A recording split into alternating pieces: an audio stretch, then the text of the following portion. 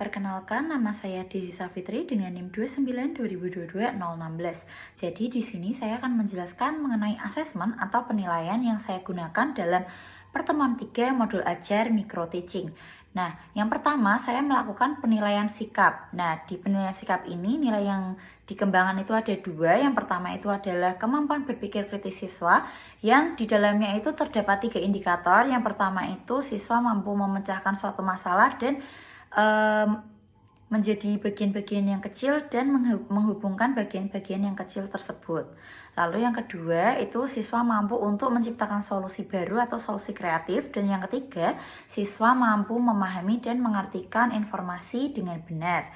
Lalu sikap kedua yang saya kembangkan itu ada kemampuan bergotong royong. Nah, yang di dalamnya ini terdapat 3 indikator juga. Yang pertama itu berkolaborasi dalam kegiatan belajar, khususnya dengan temannya, lalu berbagi pengetahuan dengan temannya, dan siswa ini dapat membantu teman sekelas yang mungkin mengalami kesulitan dalam proses pembelajaran.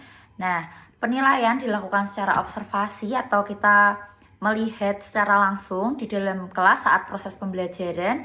Lalu ada keterangan skornya, yaitu SL untuk selalu, SR untuk sering, KD untuk kadang-kadang, dan TP jika siswa tidak pernah melakukan atau jika tidak tercapai.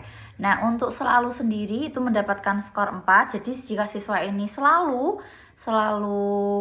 melakukan sikap yang dianalisis itu akan mendapatkan skor 4, dan jika siswa sering melakukan itu mendapatkan skor 3, dan jika kadang-kadang saja melakukan pernyataannya itu siswa mendapatkan skor 2, dan jika tidak pernah sama sekali itu siswa tetap mendapat skor 1. Lalu pedoman peskorannya itu didapatkan dengan cara jumlah skor yang diperoleh oleh siswa dibagi jumlah skor maksimal dikalikan 100. Ini saya contohkan satu murid saya bernama Anissa yang melakukan perubahan sikap gotong royong yang cukup tinggi dengan skor 100. Ada 4 telurnya. 4. Yang ini udah belum? 1, 2, 3, 4 udah. Itu berapa yang kedua? Yang kedua ada telurnya 5. Telurmu berapa? Telurku 5. 1, 2, 3, 4. Nah, terus yang telurnya 3. 1, 2, 3. Banyakan yang mana jadinya? Ini. Terus lanjut nomor 3. Lalu selanjutnya penilaian kognitif. Di penilaian kognitif ini terdapat rubrik penilaiannya karena saya menggunakan soal evaluasi untuk penilaian kognitifnya. Jadi saya mencantumkan soal evaluasi yang saya gunakan untuk menilai kemampuan kognitif siswa.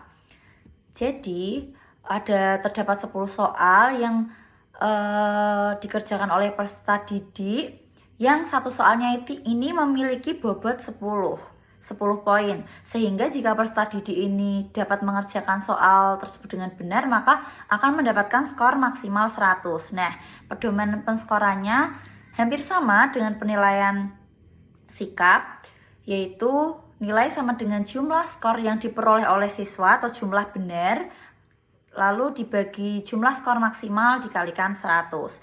Saya juga mencontohkan murid saya lagi bernama Anissa itu mendapatkan skor 100 karena seluruh jawaban soal evaluasi yang dikerjakan oleh Anissa ini benar.